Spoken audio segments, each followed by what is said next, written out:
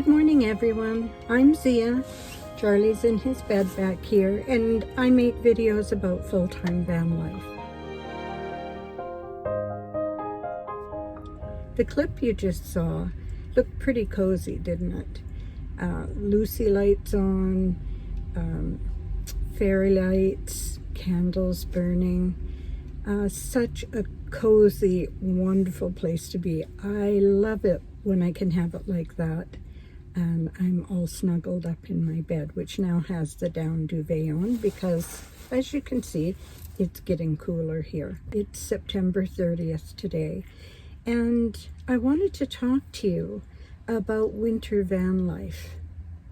Now, I don't have really a lot of experience with that. This will be my first full-time winter in the van. And I thought to myself, previously, through the warm months, I'll be fine because I have my down duvet. I have a propane furnace, which keeps it very cozy in here when it gets cool. Charlie's got a new fluffy bed back there, so he can snuggle up in it, and he's very close to the vent for the heater. And so I thought I was all set. But I realized that that wasn't going to be the reality for me, because in my particular case, I stealth camp in my local city. And because I stay mainly in residential neighborhoods, although, as I said before, never in front of anyone's house, if I'm parked on a city street in a residential neighborhood where people are walking their dogs and various activities in the early evening, I can't have my furnace on because people will hear it and then they will know that there is someone in the van. The other thing I realized was that I can't have all my lovely warm lights on in here because people will see the lights. I do have window coverings, but there are cracks here and there, and light will get out. I also realized that when I stealth camp, I don't cover up the forward windows in this van. I don't cover the windshield or the driver's or passenger's window, or even the windows on the side door and behind my seat, the window that you see here. And so not covering them makes it look like there's no one in here. I usually just put the back blinds up and pull the privacy curtain across. Well, not being able to put up the curtains that snap around the windshield and the side windows and everything, not being able to put those up because that would make it really obvious that there was someone in here, would mean that I wouldn't be able to keep the cold out of the cab. So I started to get a little bit anxious about that. I thought, what am I going to do about that? As some of you know, I do have my name in for a senior subsidized apartment, and I feel very lucky that I have the option. But in the meantime, it's coming up to 2 years now since I put my name down on the list. It'll be 2 years in November. And so far, nothing's come available. So there's a very good chance I will be going right through the winter in this van. I didn't know what I was going to do.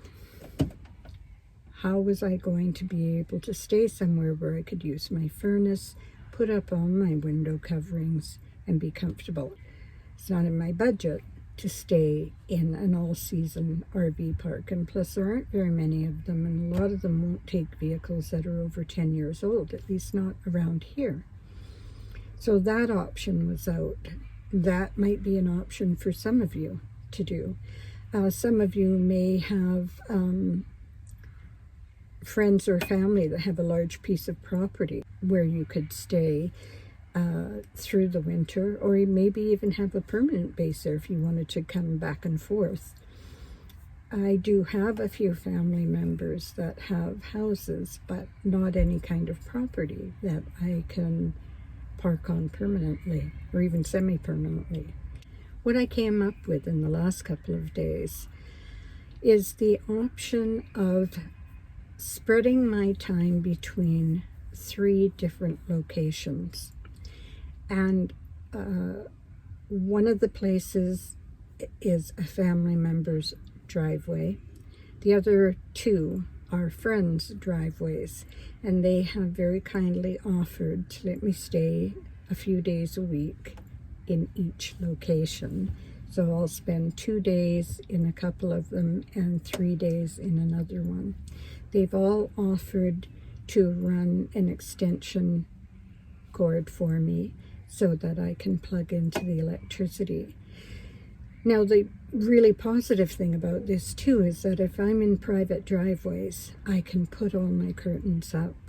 I can have my lovely candles burning and my Lucy lights on, and have the option of even not using the propane furnace, but using a little block heater if I'm plugged in. So that's my plan for the winter if an apartment doesn't come up. And I'm very relieved about that. And I know my big brother's very relieved about that too. I know he probably worries about me the most. And I actually saw him for breakfast this morning where he said, "I've got some good news for you." And I realized he thought I'd been called to say I had an apartment available. And that wasn't the case. But he was relieved to know that at night I wouldn't be just in some street somewhere, that I would be in somebody's driveway. So that's my plan for the winter.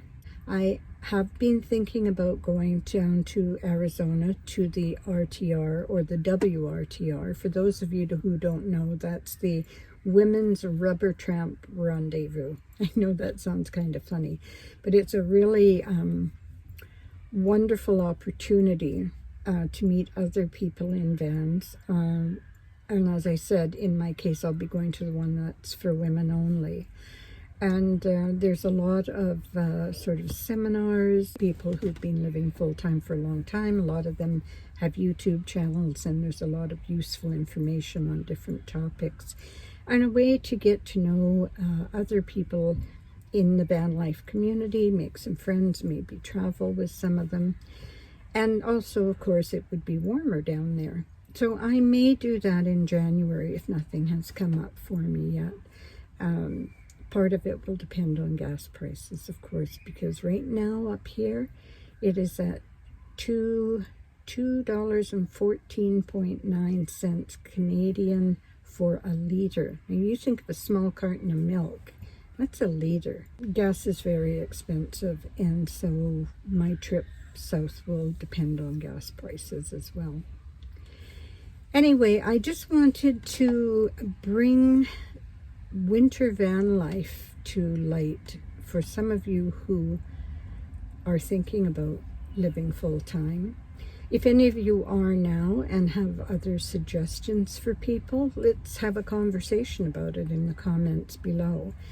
I'm pretty happy with what I've come up with for myself and Charlie, but yeah, there's a lot to think about in van life. The other thing, of course, we don't get a lot of snow here in the Vancouver area, although it is supposed to be a really cold winter this year. But I don't have snow tires. I only have, Allseason. So, that may limit what I do through the winter too. But at least I have a plan. What are your plans? Have you thought about those things? I'll be really happy when I can snuggle down in my bed and have it look like it did in that first shot, that first little clip that you saw. If you haven't subscribed yet, as always, I'd appreciate it so much. So please do, if you haven't already. I think only about 5 or 6% of the people watching my channel are subscribed. So please do, and share. That's it for me and for Charlie. So I will just say, wherever you are in the world, morning, afternoon, or evening, I hope it's a fabulous day for you. And I'll say bye-bye for now.